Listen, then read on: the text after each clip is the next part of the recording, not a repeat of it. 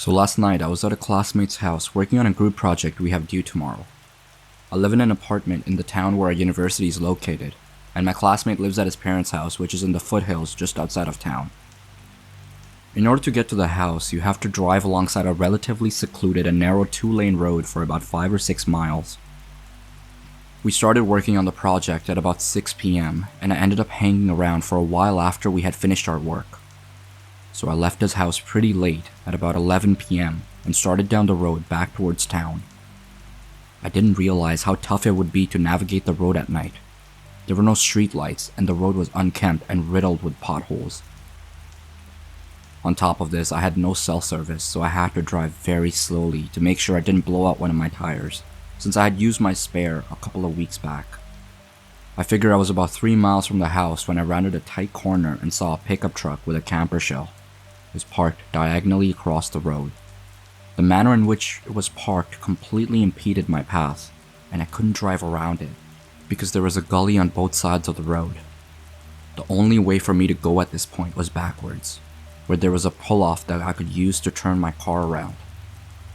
At first I couldn't see inside the cab, but when I turned on my high beams I saw that there was a man slouched over in the driver's seat, his head resting against the steering wheel as if he had been knocked out after a bad accident.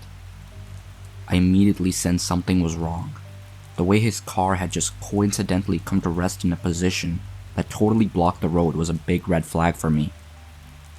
I had heard stories of people playing dead in the road as a way to lure unsuspecting people out of their cars so they could rob them. I decided fuck this shit and elected to go back to my classmate's house and explain what was going on. I threw the car into reverse and kept my eyes darting back and forth between my rear view and the truck. I looked and saw that I was almost to the pull-off when I could turn around. When I looked back, my heart skipped about 5 beats. The man who had been slouched over in the driver's seat was now walking at my car at a hurried pace while a few other men jumped out of the camper shell and started moving towards me as well. I panicked and accelerated backwards into the pull-off, which messed up the undercarriage of my car pretty badly. As I put it into drive, the guy was already at my passenger side door, tugging on the handle, which thank God was locked. I only caught a brief glimpse of him, but his face appeared to be scabbed and leathery, definitely a meth head or some sort of drug abuser. I sped away and didn't slow down at all until I reached the house, constantly checking my rear view to see if they were following me. Thankfully, they didn't tail me, and when I reached the house I explained what had happened to my classmate, and we called the cops. I was grateful that my buddy's parents were kind enough to let me stay the night. They didn't find anybody on the road matching the description, but I filed an incident report, and they told me they would be on the lookout for similar vehicles and suspicious activity. But holy shit, I'm still so shook over it. I kept getting the same adrenaline rush I got when I saw the guy charging me whenever I think about it.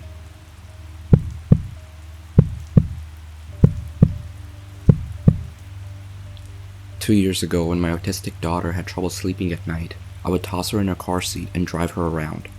It was one of the only ways she fell asleep soundly.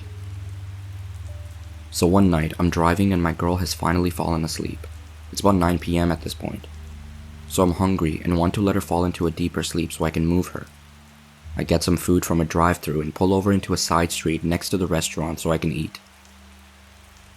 I'm finished eating and looking back to check up on my kid, and suddenly these super bright headlights pull up behind me a little too close. I wave apologetically, assuming whoever it is trying to park at the house I'm currently in front of. So I pull away and start down the street, and once I'm at the end of the block and around the corner, I see headlights again. No biggie, this is a semi-busy side street, so people cut down this way all the time. Only this person is riding my ass like I'm not moving fast enough, and I get annoyed and change lanes to get out of their way. Almost as soon as I do, they follow. At this point I realize that the car is the same sedan that had pulled up behind me on the last street. But now they're too close for me to see the make of the car, and high beams are on so I can't see anything behind me. I curse myself for not paying better attention to the car before. I didn't want to be crazy paranoid, so I took a few unnecessary side streets and passed my neighborhood, only for this person to be behind me turn for turn and lane change for lane change.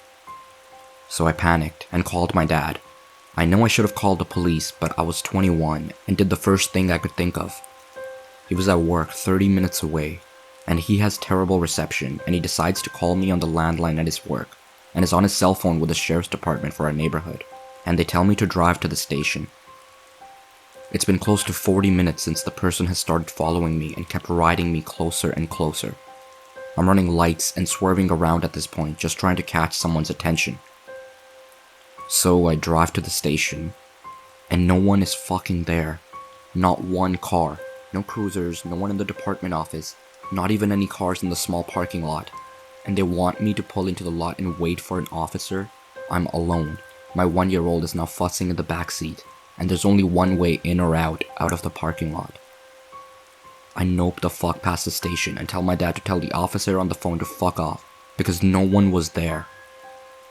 I see a sheriff's car at the light ahead and start to honk and flash my lights as he drives across the intersection I'm driving to, and either misses what I'm doing or ignores it. It's now been little over an hour, and the person has tapped my ass 4 times. I saw another sheriff's car and just laid on my horn, and I think he caught on because he busted a U and came back towards us. As he did, the car behind me disappeared into the mall across the street, and the officer followed. I was instructed to go back to the station and wait, so I did, and eventually I was waiting so long I went inside, triple locking the door of my car because I was terrified. The office had no one, except an emergency phone on the desk, and that only connected to other extensions. To wrap up the story, they made me feel crazy and said they never found the car, that all they could do was take a statement since technically nothing happened. After he offered to follow me and drive her home only to drive away as soon as I parked, while I was left to take my sleeping kid inside, shaking so hard I couldn't unlock the door. I ran upstairs to my mom's room. She was on medication after a surgical procedure, so she was asleep. I shook her awake, sobbing, and told her what happened. It took me 2 days to sleep again at night, and to this day, I refuse to do night drives with my daughter.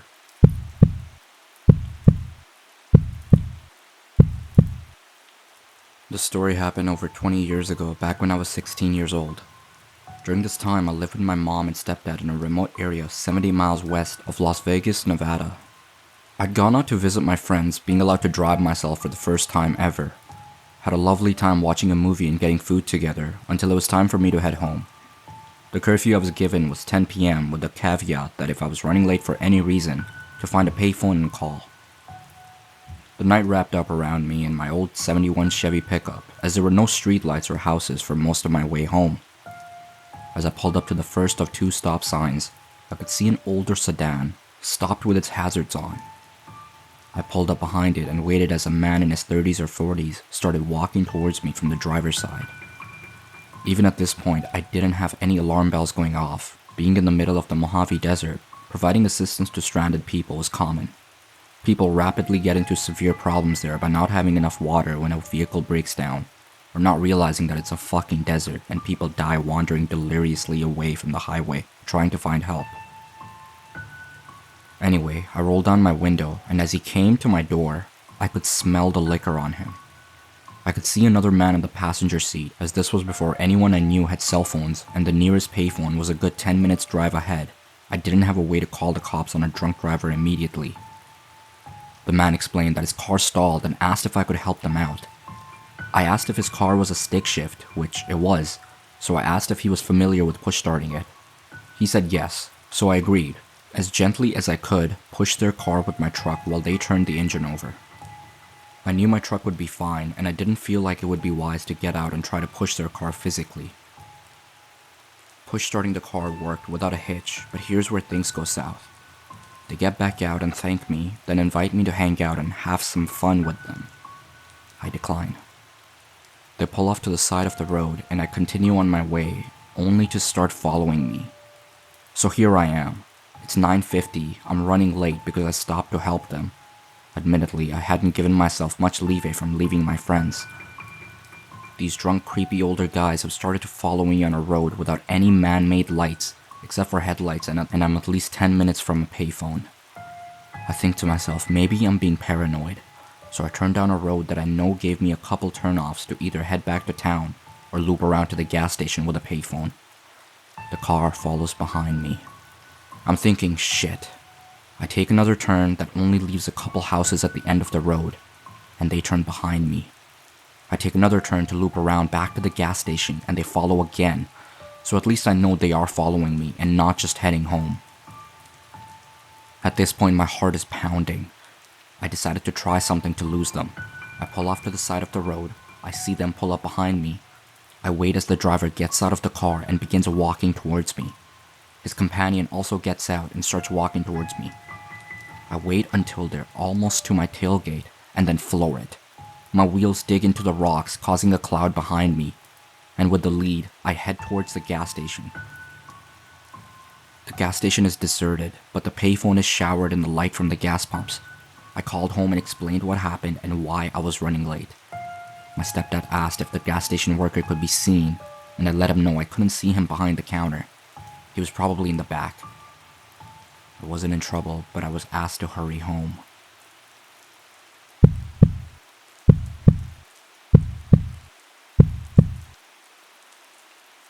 I was coming home from a friend's house. It was about 2 a.m. when I left, and I had a bit of a drive, mostly freeway. I was the only one on the freeway zoning out and listening to George Norrie. I didn't notice another car had joined me until they were riding right on my tail. I thought it was odd that they wouldn't just pass me since we were the only cars in sight. The car moved to the left lane and I was relieved they decided to go around me. Until they didn't. Instead of passing me, the car stayed at my same speed, exactly parallel to me. I thought it was a little odd, but probably just an accident on their part. The car was nothing special, just an old black car with a solo male driver. I decided to give the guy some space and slowed down to about 60 miles per hour. From the left lane, he too slowed down until once again we were side by side. So I speed up to nearly 80, and within seconds he gained speed and was right next to me again. It became clear this was no mistake. The only thing on my mind was not being alone with this car. I sped up trying to catch up with any other cars on the road. In the distance I saw a tow truck which became my target. As I raced to reach the truck, the car was parallel to me the entire time. I reached the truck just in time to see it signal and take the exit off the freeway. My mind was racing with every news story of drive-by shootings I had heard, when I noticed a police car parked in the distance. The black car must have noticed it as well. He dropped way back behind me and got into the right lane. As soon as we both had passed the police car, the black car wasted no time in catching up right next to me. In hindsight, I should have pulled up behind the police car, but I had no idea what to say. I was being driven next to. I had to lose this guy. I slammed on the gas and was going about 95. He was doing 95 right next to me. I was so scared and I was driving way too fast and I didn't know what to do. I grabbed my phone and started to dial 911. He must have seen the light from my screen because immediately he dropped way behind me until I almost couldn't even see his lights. I sped up and took my exit, racing home.